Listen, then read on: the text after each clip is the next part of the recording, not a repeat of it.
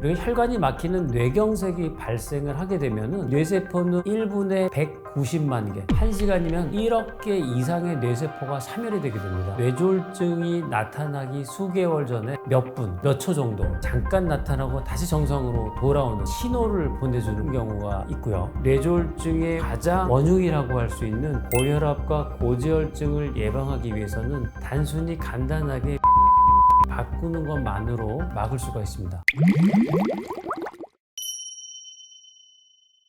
대부분의 뇌졸중을 차지하는 것이 바로 혈관이 막히는 뇌경색인데, 뇌경색이 생기는 원인은 크게 보면 두 가지라고 할 수 있습니다. 첫 번째, 수도관 자체에 생기는 문제, 즉 혈관에 생기는 문제라는 것은 경동맥이거나 뇌혈관 안쪽에 찌꺼기나 플라크라고 말하는 염증들이 자라나면서 뇌혈관을 막는 경우가 있고요. 수돗물 자체, 즉 혈액의 문제는 혈액이 너무 탁해지는 거죠. 고지혈증, 그리고 당뇨가 있어도 설탕물이 끈적끈적한 것처럼 뇌졸중의 위험성이 높아지게 됩니다. 혈관이 막히는 뇌경색이 발생을 하게 되면은 뇌세포는 1분에 190만 개, 1시간이면 1억 개 이상의 뇌세포가 사멸이 되게 됩니다. 엄청난 거죠. 즉 혈관이 막힌 뇌경색이 발생을 하고 한 4시간, 5시간 이내에 빨리 적절한 치료를 받아서 막힌 혈관을 뚫게 되면 4시간이면 벌써 4억 개, 5억 개의 뇌세포를 더 살릴 수가 있는 거죠. 뇌졸중의 대표적인 신호라고 말하는 패스트는 이미 많이 유명해졌죠. 미국에서 패스트라는 프로토콜을 만들어서 응급조치를 할 수 있게 홍보를 한 겁니다. 첫 번째 F는 페이스입니다. 얼굴이 갑자기 마비가 되고 양치질을 하거나 물을 먹는데 물이 새는 안면마비 증상이 생기면 뇌졸중을 의심해라. 두 번째 패스트의 A는 암, 팔입니다. 팔다리에 갑자기 힘이 빠지는 증상이 생기면 대표적인 뇌경색, 뇌졸중의 의심 증상이라고 할 수가 있죠.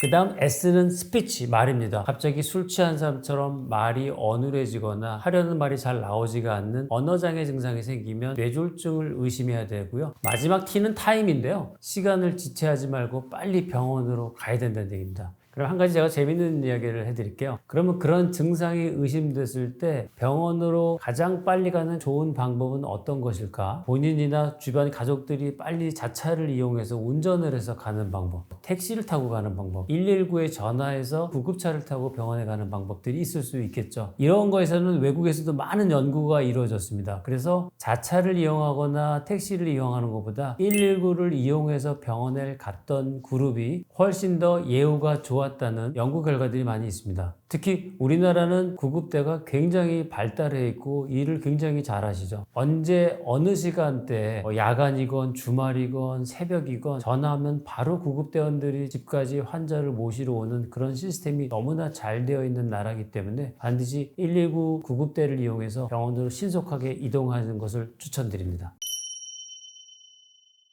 여러분, 미니 뇌졸중이라는 말을 들어보셨나요? 뇌졸중이 나타나기 수개월 전에 우리한테 신호를 보내주는 것을 얘기합니다. 그러니까 패스트 증상 말씀드렸듯이 신경학적 증상이 몇 분, 어떤 경우는 몇 초 정도 잠깐 나타나고 다시 정상으로 돌아오는 그런 것들을 얘기하는데요. 제 환자분 중에 그런 분이 있었어요. 설거지를 하다가 갑자기 한쪽 손에 힘이 빠지면서 접시를 깨트렸다는 거죠. 운전을 하다가 갑자기 힘이 빠져서 잠깐 차를 세웠더니 다시 돌아와서 다시 운전을 했다. 근데 이 증상이 생기자마자 바로 병원에 오신 게 아니고 몇 번 반복되고 나서야 저한테 진료실에 오신 경우들이 있습니다. 왜 그 증상이 생겼을 때 바로 병원에 오시지 않았습니까? 라고 여쭤보면 다시 금방 좋아져서 내가 왜 그랬지? 그러니까 어젯밤에 잠을 잘 못 자서 그랬나? 이런 정도로 가볍게 대수롭지 않게 생각하셨다고 하더라고요. 하지만 이런 미니 뇌졸중 증상이 생기고 또 반복되다 보면 진짜 우리가 두려워하는 심각한 뇌졸중으로 이어질 위험성이 상당히 높다고 알려져 있습니다. 이번 여름이 기록적으로 더웠죠. 저도 정말 경험해보지 못한 심한 더위였는데요. 제 진료실에 찾아오셨던 환자분이 한 분 계십니다. 80세가량 되셨던 분이셨는데 골프를 너무 좋아하셨던 거예요. 이 더운 날에 라운딩을 하셨는데 마칠 때쯤 돼서 갑자기 말이 좀 어눌해지고 채를 움직이려는데 한쪽 팔에 힘이 좀 빠지는 그런 증상이 있으셨어요.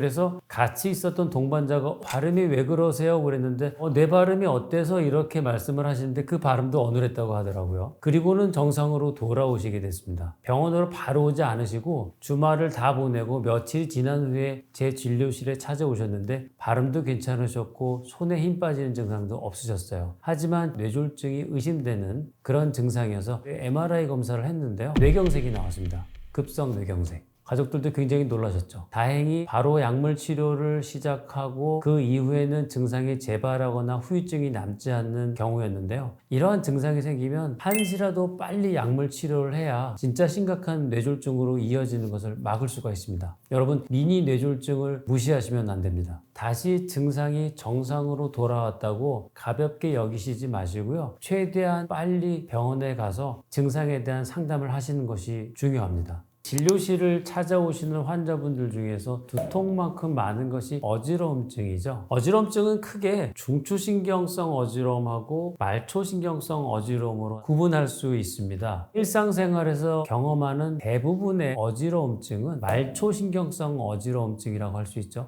대표적으로 차나 배를 타고 멀미할 때 얼마나 괴롭습니까? 토할 것 같고 굉장히 괴롭지만 차멀미나 배멀미 때문에 후유증이 남거나 죽는 사람은 없죠. 시간이 지나면 자연히 좋아지게 됩니다. 이석증이라고도 많이 들어보셨죠? 갑자기 천장과 지붕이 빙글빙글 돌고 구토감이 생기고 굉장히 심한 어지러움을 느끼는 병이죠. 이런 증상들이 생겼을 때 많은 분들께서 이비인후과를 찾아가시고 진료를 받으시고 이석증, 메니에르병, 전정신경염 이런 달팽이관, 전정기관의 어떤 이상 진단을 많이 받습니다. 사실 거의 대부분의 어지러운 증상은 말초신경 전정기관의 이상으로 생기기 때문에 자연히 좋아지거나 간단한 약물 치료로 호전을 기대할 수가 있는데 중추신경으로 생기는 어지러움증은 어떤 걸까요? 이게 뇌경색이나 뇌졸중 같은 거죠. 환자분이 한 분 계셨는데요. 갑자기 밤에 자기 전에 경험해보지 못한 심한 어지러움증이 생기셨습니다. 약을 먹어보고 잠을 자보고 해도 좋아지지가 않아서 주말을 다 보내다가 제 진료실에 찾아오셨는데요. 뇌 MRI 검사를 했더니 소뇌 경색이 진단되셨어요. 뒷목에 있는 추골동맥이라는 혈관에서 소뇌로 가는 혈관이 있는데 그 소뇌 혈관이 막히면서 소뇌 경색이 오신 거죠. 다른 뇌경색의 전형적인 증상처럼 말이 어눌해지거나 팔다리 마비가 생기는 증상이 아니라 어지러움 증상만으로 생긴 뇌경색 증상이셨던 거죠. 다행히 이분도 빨리 약물 치료를 시작해서 큰 후유증 없이 회복이 되셨던 운 좋았던 경우이기는 한데 모든 어지러움증을 다 이석증이나 달팽이관 병이라고 생각하지 마시고 혹시 중추신경, 뇌 쪽에 생긴 원인으로 생긴 어지러움증이 아닌지는 뇌 영상 검사를 하셔야지 알 수가 있기 때문에 전문의와 상의하시는 것을 꼭 권유드립니다. 뇌졸중의 가장 대표적인 위험 요소 1등을 뽑으라고 한다면요, 고혈압이고요. 2등은 고지혈증이라고 할 수가 있겠습니다. 우리가 매일 먹는 음식하고 밀접한 관계를 갖고 있는데 단짠 이런 말들이 있잖아요. 단맛과 짠맛에 굉장히 민감하게 반응을 하고 실제로 달고 짭짤한 음식을 먹었을 때 굉장히 행복감을 느낍니다. 즉 보상감, 쾌감을 느끼도록 우리 인간의 몸은 설계가 되어 있어요. 진화 생물학적으로 보상 시스템이 만들어진 결과입니다. 원시시대로 돌아가 본다면 우리가 생존을 유지하기 위해서 단맛은 포도당, 에너지의 원료가 되는 거고요. 짠맛은 나트륨, 전해질 균형이라든지 생명 유지를 하는데 필수 성분이라고 할 수가 있습니다. 그런데 이제는 음식이 많이 풍부한 시대가 됐죠. 단맛과 짠맛이 반복되고 내성도 같이 증가를 하게 되는 겁니다. 더 맛있는 음식, 달고 짭짤한 음식, 마약같이 약물 중독이 된 것과 유사한 보상 회로가 가동되는 거죠. 그래서 제 진료실에 찾아와서 혈액 검사를 했더니 당뇨에 대한 경계선 정도 수치가 나온 분들한테 단 음식을 피하십시오 라고 말씀드리면 굉장히 힘들어하고 괴로워하세요. 나 맛있는 과일을 먹는 게 내 큰 낙인데 그걸 먹지 말라고 하면 어떡합니까? 이러면서 굉장히 힘들어하세요. 하지만 이런 음식들은 피하셔야 하는데요. 짠 음식은 고혈압을 유발시키는 건 다들 알고 계시고요. 당분이 많은 단 음식도 포도당은 나중에는 지방으로 변환되기 때문에 고지혈증의 원인이 될 수가 있습니다. 뇌졸중의 가장 원흉이라고 할 수 있는 고혈압과 고지혈증을 예방하기 위해서는 단순히 간단하게 매일 먹는 음식의 습관을 바꾸는 것만으로 피할 수 있다면 여러분들 모두 하실 수 있으시겠죠?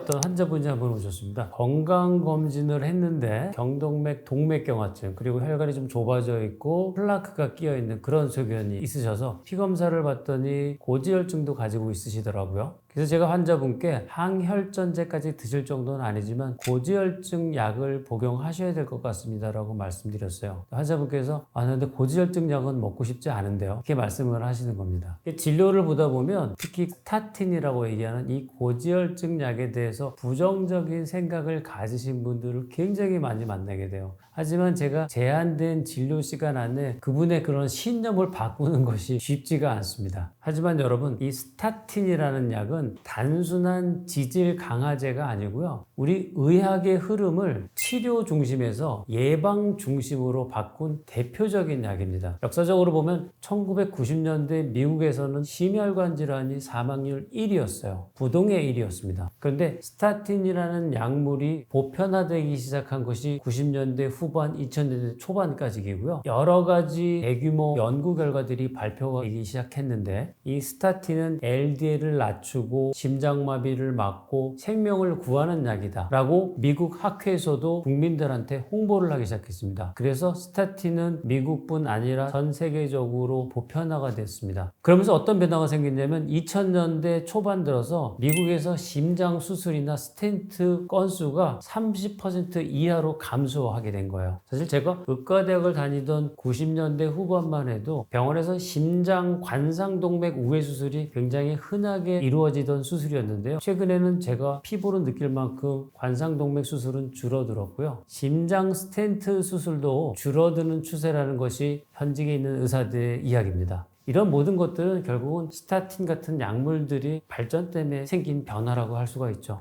병이 생기기 전에 예방하는 것만큼 좋은 것은 없죠. 그래서 여러분, 이 스타틴이라는 약에 대한 막연한 거부감을 갖지는 마시고요. 우리가 제일 두려워하는 뇌졸중이라는 무서운 병을 예방할 수 있는 가장 가성비 좋은 방법 중에 하나라고 생각하시는 것이 좋습니다.